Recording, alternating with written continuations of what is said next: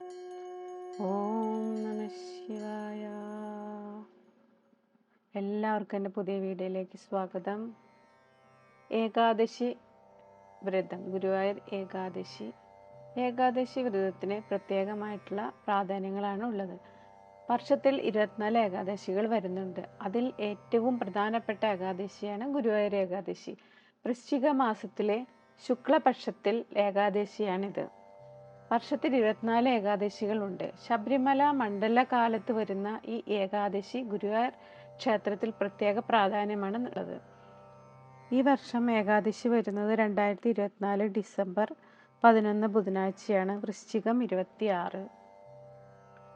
പൂർണ്ണമായിട്ടുള്ള ഭക്തിയോടെ ഗുരുവായൂർ ഏകാദശി വ്രതം എടുത്താൽ 7 ജന്മങ്ങളിലെ പാപങ്ങൾ ഇല്ലാതാകുമെന്നാണ് വിശ്വാസം. ഏകാദശി വ്രതാനുഷ്ഠാനത്തിലൂടെ രോഗശാന്തി, കുടുംബത്തിൻ്റെ ഐശ്വര്യം, സമ്പൽ സമൃദ്ധി, മനഃശാന്തി എന്നിവയും ഉണ്ടാകുന്നതാണ്.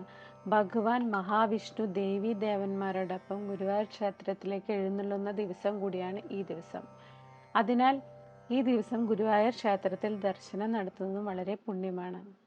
ഗുരുവായൂർ ഏകാദശി വ്രതം എടുക്കാൻ അറിയാത്തവരും പുതിയതായിട്ട് എടുക്കുന്നവർക്കും എല്ലാം അറിയാനായിട്ട് ദശമി ദിവസം, അതായത് തലേ ദിവസമാണ് ഒരിക്കലൂടെ കഴിച്ച് വ്രതം ആരംഭിക്കാൻ.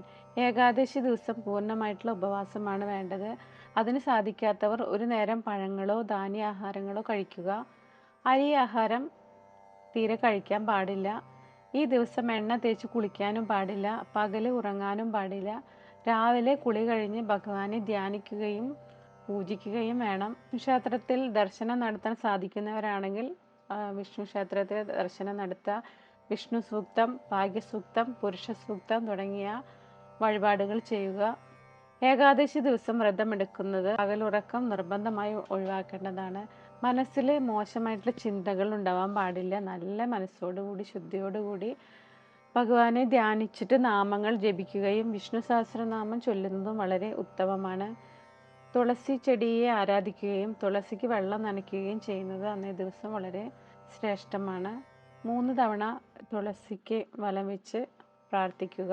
ഭഗവാൻ മഹാവിഷ്ണു ദേവി ദേവന്മാരോടൊപ്പം ഗുരുവായൂർ ക്ഷേത്രത്തിലേക്ക് എഴുന്നള്ളുന്ന ദിവസമായിട്ടാണ് ഗുരുവായൂർ ഏകാദശിയെ കാണുന്നത്.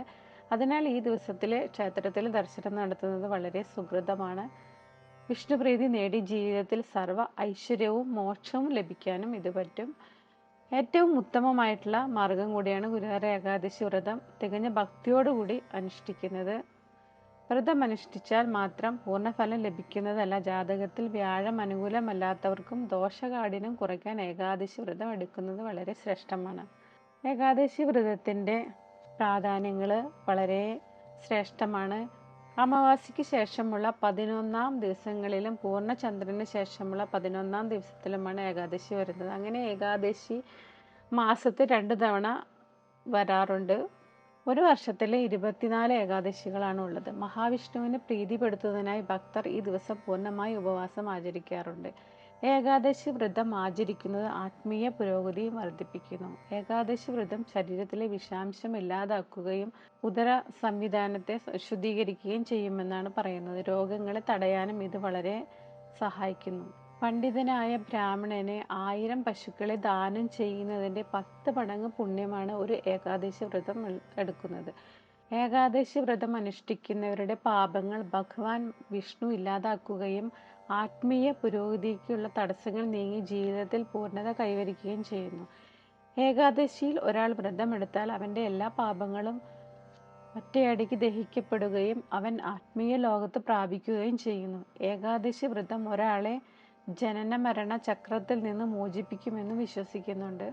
ഏകാദശി നാളിൽ വ്രതം അനുഷ്ഠിക്കുന്നതിലൂടെ മഹാവിഷ്ണുവിൻ്റെ അനുഗ്രഹം നമുക്ക് വേണ്ടുവോളം ലഭിക്കുന്നു. ഏകാദശി ദിവസം മഹാവിഷ്ണുവിനെ പ്രീതിപ്പെടുത്താനായി നമുക്ക് ജപിക്കാവുന്ന അതിവിശിഷ്ടമായിട്ടുള്ള 7 മന്ത്രങ്ങളാണ്. എല്ലാ ദിവസവും ഈ മന്ത്രം 108 തവണ വീതം രാവിലെയും വൈകിട്ടും ജപിക്കുന്നത് വളരെ പുണ്യമാണ്. നമ്മുടെ ആഗ്രഹ സാഫല്യത്തിനും ഇത് നല്ലതാണ്. ഏകാദശി നാളിൽ മുഴുവൻ സമയം കഴിയുന്നത്ര തവണ ഈ മന്ത്രങ്ങൾ ചൊല്ലാൻ ശ്രമിക്കേണ്ടതാണ്. ഭഗവാനെ മനസ്സിൽ നന്നായി ധ്യാനിച്ച് വിളക്ക് കത്തിച്ച് മുന്നിലിരുന്ന് നമുക്ക് പ്രാർത്ഥിക്കാവുന്നതാണ്. ഓം നമോ ഭഗവതേ വാസുദേവായ. ഓം നമോ വിഷ്ണവേ മധുസൂദനായ നമ. ഓം നമോ നാരായണായ. ഓം ക്ലീം കൃഷ്ണായ നമ. ഓം ക്ലീം ഹൃഷികേശായ നമ. ഓം ക്ലീം കൃഷ്ണായ ഗോപിസുന്ദരായ. ക്ലീം ശ്രീം സർവാലങ്കാര ഭൂഷിണേ നമ. ഓം ത്രിവിക്രമായ മധുസൂദനായ ശ്രീം നമ.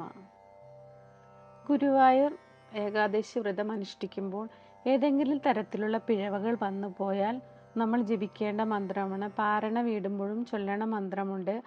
ആദ്യമായി ഏകാദശി വ്രതം എടുക്കുമ്പോൾ എങ്ങനെ എടുക്കണം, എന്ത് ചെയ്യണമെന്നും അറിയാത്തവർ ഉണ്ടാകാം. വ്രതമെടുക്കാൻ അറിയാത്ത കാരണം ഏകാദശി എടുക്കാത്തവർ ധാരാളം ആളുകൾ കാണും. വ്രതമെടുത്താൽ അത് വലിയ പുണ്യവുമാണ്. വ്രതമെടുക്കുമ്പോൾ ശ്രദ്ധിക്കേണ്ടതായിട്ടുള്ള കാര്യങ്ങൾ: വ്രതമെടുക്കുന്നതിന് മുന്നേ ഭഗവാനോട് നന്നായിട്ട് പ്രാർത്ഥിക്കുക. എൻ്റെ പുണ്യവും പാപവും അവിടുത്തെ പാദങ്ങളിൽ സമർപ്പിക്കുന്നു ഭഗവാനെ എന്ന് മനസ്സിൽ നന്നായിട്ട് പ്രാർത്ഥിച്ചിട്ട് വേണം വ്രതം തുടങ്ങുവാൻ. ഏതെങ്കിലും തരത്തിൽ തെറ്റ് സംഭവിച്ചു പോയാൽ അതും ഭഗവാനോട് ക്ഷമിക്കണേ എന്ന് പ്രാർത്ഥിച്ച് പിഴമന്ത്രം ചൊല്ലാവുന്നതാണ്. ആദ്യം മന്ത്രങ്ങളെല്ലാം ചൊല്ലുക. അതിനുശേഷം ഏകാദശി വ്രതം എടുത്ത് പിറ്റേ ദിവസം പാരണ വിടുന്നതിന് മുന്നേ ആയിട്ട് നമ്മൾ ആദ്യം ഭഗവാന്റെ മന്ത്രങ്ങളെല്ലാം ചൊല്ലിയതിന് ശേഷം ഭഗവാന്റെ അടുത്ത് നന്നായിട്ട് പ്രാർത്ഥിക്കുക. അറിഞ്ഞോ അറിയാതെയോ എന്തെങ്കിലും തെറ്റ് വന്നു പോയിട്ടുണ്ടെങ്കിൽ ഭഗവാനെ ക്ഷമിക്കണമെന്ന് പ്രാർത്ഥിച്ച് ഈ മന്ത്രം ചൊല്ലാവുന്നതാണ്. ദ്വാദശി ദിവസം രാവിലെയാണ് ഈ മന്ത്രം ചൊല്ലേണ്ടത്. ഭഗവാന് ഏതെങ്കിലും ഒരു നിവേദ്യം സമർപ്പിച്ച് ഈ മന്ത്രം ചൊല്ലിയാൽ വളരെ ഉത്തമമാണ്. നമ്മൾ ചെയ്ത ഏകാദശി വ്രതത്തിലോ നമ്മൾ ചൊല്ലിയ മന്ത്രത്തിലോ എന്തെങ്കിലും ഒരു തെറ്റുണ്ടെങ്കിൽ ക്ഷമിക്കണമേ. അറിഞ്ഞോ അറിയാതെയോ നമ്മൾ ചെയ്ത എന്തെങ്കിലും തെറ്റുകളുണ്ടെങ്കിൽ ക്ഷമിക്കണേ ഭഗവാനെ എന്ന് മന്ത്രിച്ചുകൊണ്ട് ഈ മന്ത്രം ചൊല്ലാം. കരചരണകൃതം വാ കായജം കർമ്മജം വാ ശ്രവണനയനജം വാ മാനസം വാ അപരാധം വിഹിതം അവിഹിതം വാ സർവമേവൽ ക്ഷമാസ്വ ഹരിഹരി കരുണാബ്ദേ ശ്രീ വിഷ്ണു സംഭവായ നമോ നമ. ഈ മന്ത്രം ചൊല്ലിയതിന് ശേഷം പാരണ വീടാവുന്നതാണ്. പാരണ വീടാവുന്ന ചൊല്ലണ മന്ത്രമാണ്: ഏകാദശിയുടെ പിറ്റേന്ന് ദ്വാദശി ദിവസം തുളസിയിലയും മലരും ഇട്ട് പ്രത്യേക തീർത്ഥം സേവിച്ച് വ്രതം അവസാനിപ്പിക്കാവുന്നതാണ്. പാരണ വീടൽ എന്നാണ് ഇതിന് പറയുന്നത്. ഈ പാരണ വീടുന്ന സമയത്ത് നമ്മൾ ചൊല്ലേണ്ട ഒരു മന്ത്രമാണ്: ബോക്ഷേഹും പുണ്ടരീകാക്ഷ ശരണമേ ഭവാച്യുത. ഇതിൻ്റെ അർത്ഥം മനസ്സിലാക്കിയിട്ട് വേണം നമ്മൾ ചൊല്ലാൻ വേണ്ടി. പുണ്ടരീകാക്ഷനായ ഭഗവാനെ, ഞാനിതാ പാരണ ചെയ്യുന്നു. അങ്ങ് എനിക്ക് ശരണമായി ഭവിക്കണമേ അച്യുത. ഈ ശ്ലോകം ഉരുവിട്ടുകൊണ്ട് വേണം വ്രതം അവസാനിപ്പിക്കുവാനായിട്ട്. എല്ലാവർക്കും ഭഗവാന്റെ അനുഗ്രഹം ഉണ്ടാകാൻ വേണ്ടിയിട്ട് പ്രാർത്ഥിക്കുന്നു. എൻ്റെ വീഡിയോ ഇഷ്ടമായി ലൈക്ക് ചെയ്യണം, സബ്സ്ക്രൈബ് ചെയ്യാനും സപ്പോർട്ട് ചെയ്യാനും മറക്കരുത്. നന്ദി, നമസ്കാരം.